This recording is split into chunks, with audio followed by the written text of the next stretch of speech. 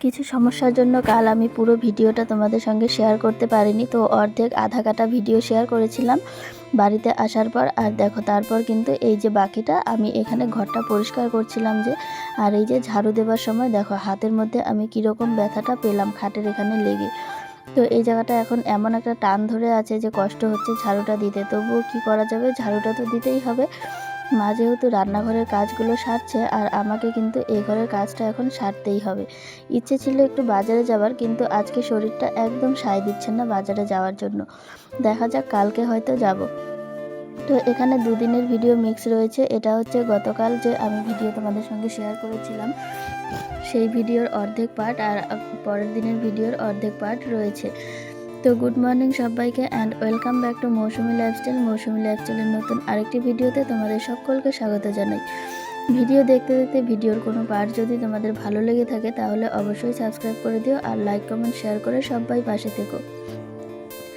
যেহেতু কিছুদিন যাবৎ আমি মামা বাড়িতে ছিলাম, সে কারণে কিন্তু আমার ঠিকঠাকভাবে ভিডিও শেয়ার করা হয়নি, আর সেই কারণে আমার অডিয়েন্সরাও কমে গেছে। আমি দেখতে পাচ্ছি গতকালের ভিডিওতেই রেসপন্স পেয়ে গেছি যে কে কীরকম দেখছে বা কে কীরকম কী করছে।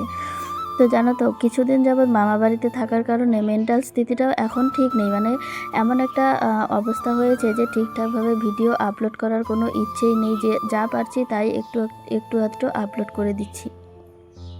মানে সব কিছু করার জন্যই একটা ঠিকঠাক পরিস্থিতি লাগে, ঠিকঠাক সময় লাগে, ভালো দিক লাগে, কিন্তু এখন এমন একটা অবস্থা হয়েছে যে কি বলবো, কোনো কিছুতেই আগ্রহ যাচ্ছে না।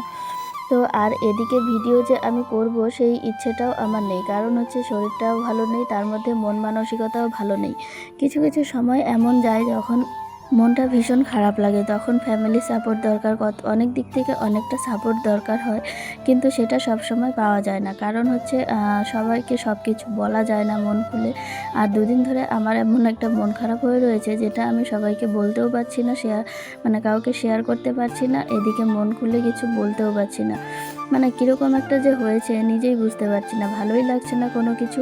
তো টুকটাক এভাবে করেই কাজটা করছি। তো এই হচ্ছে উঠোন, ঘর বাড়ির কী অবস্থা তোমরা তো দেখতেই পেলে। ঘরের থেকে এত নোংরা বেরিয়েছে, কি বলবো, 7-8 দিনে অবস্থা একদম কাহিল করে দিয়েছে বাড়ির। আর মা বাড়িতে নেই 4 দিন ধরে, আর 4 দিনে তো আরোই অবস্থা খারাপ হয়ে গেছে। তো এই হচ্ছে উঠোন, আর আম গাছের তলায় দেখো কত জাবড়া জমা করে রেখেছিল, এত জাবড়া জমা করে রেখেছে চারদিকে যে কি বলবো। এই সব জাবড়া পরিষ্কার করতে অনেকটা পরিমাণ সময় লেগে যাচ্ছে।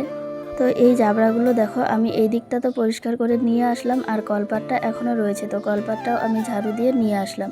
আর জানো তো, এই যে বললাম না মনটা খারাপ, কিছু জায়গায় কিছু মানুষ এমন কথা বলে যেটা শুনলে মনটা সত্যিই খারাপ লাগে। আর এখন এমন একটা সময়, এখন এই সময়ে প্রত্যেকেরই মনে একটাই কথা, কবে বিয়ে করবি, কবে কি করবি, কবে কি করবি, ছেলে দেখা হয়েছে, কোথায় কি হচ্ছে না হচ্ছে, সব কিছু নিয়ে মানুষের এত রকমের প্রশ্ন, যেটা শুনে সত্যি মাথাটা খারাপ হয়ে যায়। তার উপর এমন আবার কিছু কথা বলবে যেটা শুনলে মাথাটা একদমই গরম হয়ে যায়। মানে অপমানজনিত কথা বলবে বা এরকম সেরকমভাবে কথা বলে উল্টোপাল্টা বলে অপমান করতেই হবে তাদের। মানে মানুষকে যে তারা কিভাবে কি মনে করে আমি সেটাই বুঝতে পারি না। এভাবে মানুষকে টুকিটাকি বলে কি, মানে হাসতে হাসতে কথা বলে অপমান করাটা আমার ভীষণ বিরক্তিকর লাগে। জানি না কেন আমি এইসব মানুষদেরকে একদম সহ্য করতে পারি না, আর প্রতি ক্ষেত্রে এইসব মানুষই আমার কপালে জুটে যায়, যে কথায় কথায় অপমান করবে, মানে হেসে হেসে অপমান করবে, এমনভাবে করবে যেন কেউ বুঝতেই না পারে, কিন্তু যাকে বলছে তার একদম কথাটা যে কতটা আঘাত লাগছে সেটা সেই বুঝতে পারছে। তো এই বিষয়টা আমার খুবই জঘন্য লাগে, আর এটা আমার খুব কষ্ট লাগে যে এভাবে মানুষ কেন বলে মানুষকে। প্রত্যেকেরই একটা মন মানসিকতা থাকে, প্রত্যেকেরই একটা ইচ্ছে অনিচ্ছে থাকে, সবাই নিজের মতন করেই বাঁচতে চায়, যে যখন যার যেটা সময় হবে সেটা হবেই। এই যে একটা বিয়ের ক্ষেত্রে নিয়ে, মানে বিষয় নিয়ে কত কিছুই যে হয়ে যাচ্ছে, যে এদিকে কত মানে কি বলে যে বিয়ে করবে না, হ্যান না ত্যান না, অমুক না তমুক না, এত কিছু কথা শুনতে রাজি নই আমি। কেনই বা শুনবো? তো কারোর খাচ্ছি না, কারোর পড়ছি যে এই বিষয়টা নিয়ে এত কথা শুনবো। তো যাই হোক, কাজগুলো শেষ করে আমি কিন্তু স্নান করে চলে এসেছি ঠাকুর পুজো দিতে। আর আজকে যেহেতু আমার শরীরটা একদম ভালো নেই, তো দেখো পুজো দিতে দিতে কিন্তু শরীরটা একদম আমার ছেড়ে দিচ্ছে, আর এখন আমার জ্বরও লাগছে শরীরটা। একদমই ভালো লাগছে না। তো রান্নাঘরে গেলাম ভাত খাবার জন্য, এই চচ্চড়িটা দিয়েই একটুখানি ভাত খেয়ে উঠে চলে এসেছি।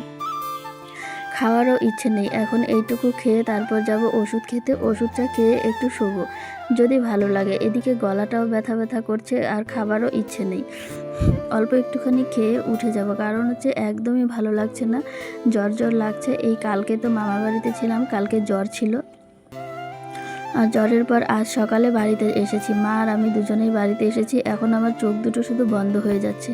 তো কথা বলতে বলতে দেখো সেদিন খাওয়া দাওয়া করে আমি শুয়ে গেলাম কালকে, আর তারপর ঘুম থেকে উঠলাম একদম পরের দিন, সেই যে শুয়েছিলাম আর এই যে আজকে সকালে উঠলাম, মাঝে শুধু একটু খাবার জন্য উঠেছিলাম। ইদানিং আমার কি হয়েছে জানি না, জ্বর এলেই শুধু খেতে ইচ্ছে করে আর এত পরিমাণ খিদে পায় কি বলবো। আর হ্যাঁ, তোমরা যারা কথায় কথায় এভাবে হেসে হেসে অপমানজনক কথা বলো, তোমাদেরকে আমি বলছি তোমরাও কিন্তু ছাড়া পাবে না, তোমাদেরও দিন আসবে। আর আমি কিন্তু ছাড়ার পাত্রী নই, যে যখন সময় আসবে উপযুক্ত ঠিক তখন তোমাদেরকেও তোমাদের অপমানটা আমি ফিরিয়ে দেব, তার জন্য তোমরা তৈরি থেকো। সেই কারণেই আমি বলি, আমাকে দু একবার অপমান করার আগে কিন্তু ভেবে করবে, আর যা বলবে ভেবে বলবে, কারণ সময় মতো আমি সবাইকে সবটা ফিরিয়ে দিই, কারণ আমি কারোর ঋণ রাখি না। আর এই হচ্ছে সেই ব্যাপার, কারণ হচ্ছে যে বলবে তাকে আমি কিন্তু সময় সুযোগ বুঝে সবগুলো কথা ফিরিয়ে দেব। আমার কারোর কথা সহ্য হয় না, যে নিজের খেয়ে নিজের পরে অন্যের অপমানজনক কথা আমি কেন শুনবো। তো সময় বুঝে সবাইকে সবটা ফিরিয়ে দেব, সে কারণেই আমি বলি সবাই যা বলবে ভেবে চিনতে বলবে, অপমানজনক কথাই হোক যেটাই হোক। তো যাই হোক, দেখো কথা বলতে বলতে পরদিন একদম ঘুম থেকে উঠে বিছানাপত্র তুলে নিয়েছি, আজকে শরীরটা একটু ফ্রেশ লাগছে। কালকে দুবার ওষুধ খেয়েছি, জ্বরের ওষুধ, অ্যান্টিবায়োটিক সব কিছু সবগুলো খেয়েছি, খেয়ে এখন একটু শরীরটা ফ্রেশ লাগছে। তো ঘরটা একটু গুছিয়ে নিলাম, গুছিয়ে নিয়ে তারপর এসেছি এই সিঁড়ির জায়গাটা একটু পরিষ্কার করতে। এই জায়গাটা দিয়ে দাদা রোজই গাড়ি তোলে আবার গাড়ি নামায়, আর এদিকটা দেখো কি পরিমাণ শ্যাওলা পড়েছে।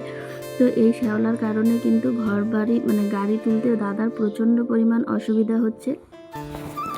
আর উঠোনে দেখো এত শ্যাওলা পড়েছে কি বলবো, আর উঠোনে শ্যাওলার কারণে তো উঠোনে পাই ফেলা যায় না, পা ফেলতে গেলে এক জায়গায় পা ফেললে আরেক জায়গায় চলে যায়। তো কালকে ওষুধ দেবার কথা আছে, কি ওষুধ দেবে জানি না, সেই ওষুধটা দিলে নাকি এই ঘাসগুলো মরে যায়, শ্যাওলা ঘাস। তো এগুলো মরে গেলে তাহলে ভালো হবে, আর যদি না মরে তাহলে তুলে ফেলতে হবে। তো প্রথমেই আমি এই জায়গাটাই ঘষছি, কারণ হচ্ছে হাতেরও প্রচণ্ড ব্যথা রয়েছে, জ্বর তো হয়ে গিয়েছে, আর এদিকে গা হাত পায়ের ব্যথাটা কিন্তু রয়ে গেছে।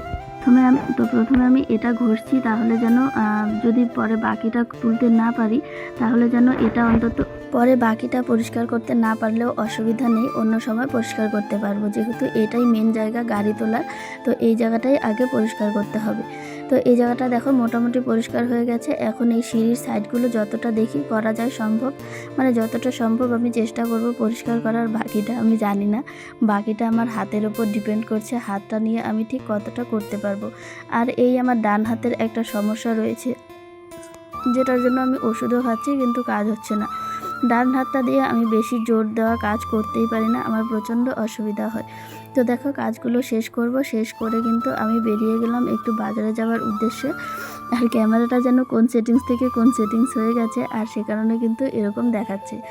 তো যাই হোক, এই যে দেখো মোটামুটি একটু ঠিক হলো, এখন বেরিয়ে পড়লাম। আর এই হচ্ছে রাস্তা, আর যেতে যেতে দেখো কত সুন্দর ড্রাগন ফলের বাগানটা দেখতে পেলাম। তো এই বাগানটা আমাদের বাড়ির একদম পাশেই। তো যেতে যেতে আবার আমি রিটার্নও চলে এসেছি, কারণ বাজারে ভিডিও করা হয় না। বাজারে এখন চলে আসলাম। বাজারে গিয়ে আমার কোনো ভিডিও করার সময়ই হয় না, কারণটা হচ্ছে বাজারে গিয়ে এত তাড়াহুড়ো থাকে, তার মধ্যে ভিডিওই করা হয় না। আর বাজারে যাবার মূল উদ্দেশ্য হচ্ছে দেখো এই ঘর মোছার দামটা আনার, তার সঙ্গে এনেছি হচ্ছে এখানে এই যে একটা থালা, আরও কিছু টুকিটাকি জিনিস রয়েছে যেগুলো বাড়িতে গিয়ে দেখাবো। তো পরিশ্রম তো অনেকটা হলো, যদিও আমি একা করিনি, বাজারটা দাদাকে নিয়ে করেছিলাম এই জিনিসগুলো কেনার সময়, আর কিছু কিছু আমি নিজেই করেছি, কিছু কিছু বলতে একদমই হালকা। হাঁপিয়ে যাচ্ছি এখন, সঙ্গে রয়েছে 1 কেজি মুড়ি, যার জন্য আরও বেশি কষ্ট হচ্ছে। তো বাড়িতে যাই, বাড়িতে গিয়ে তোমাদেরকে দেখাবো আমি ভালোভাবে কী কী জিনিস এনেছি, আর সঙ্গে আমাদের গ্রামটা একটু দেখাই এখন চারপাশের কি অবস্থা। দেখো এই দিকের অবস্থা, এই জায়গাটা এখন শুকনো দেখা যাচ্ছে, কিন্তু কালকে সকালে যখন মামাবাড়ি থেকে বাড়ি আসলাম তখন এই জায়গাটা জলে ভর্তি ছিল, এত জল ছিল যে কি বলবো। জলের জন্য এই ঘাসের শুধু মাথাগুলো না, জলের নিচে ঘাসগুলো দেখা যাচ্ছিল। আর এইদিকে দেখো এই যে ব্রিজের নিচে জায়গাটা, এখানে না একটা বড় মাছ ছিল, মাছটা মনে হয় চলে গেছে, দেখা যাচ্ছে না এখন, কত নোংরা জমেছে। এইদিকে দেখো আমার জেঠুরা বাগান করে দিয়েছে জমিতে, ধান চাষে এখন আর কারোর মত নেই, সবাই এখন এই জিনিসগুলো এসে করছে। আর এই যে দেখো কত ঘাস, এদিকে তো জলই ছিল কালকে, আজকে কিন্তু শুকিয়েছে সকালে, কালকে সারা দিন জল ছিল। এদিকে চাষ হয়েছে, এই যে আমাদের ভুট্টা জমি, এখন তো সবাই চাষবাস করবে, ধান লাগাবে, শুনছি নাকি আমাদের এখানে বাঁধ হবে, সেজন্য সবাই ধানের দিকে এখন মন দিচ্ছে। এতদিন কিন্তু সবাই বসেই ছিল যে ধান লাগাবে না, বাঁধ যদি না হয় তবে ধান করবে না, তো বাঁধ যখন হবে তখন ধান করবে। আর এই যে রাস্তার অবস্থা দেখো, অর্ধেক কাজ করে রাস্তা যে ছেড়ে দিয়েছে, আর রাস্তার বেহাল দশা। তো আজকের ভিডিওটা এখানেই শেষ করছি, দেখা হচ্ছে পরের ভিডিওতে, তোমরা সবাই সাথে থেকো, পাশে থেকো, দেখা হচ্ছে নেক্সট ভিডিওতে, টাটা।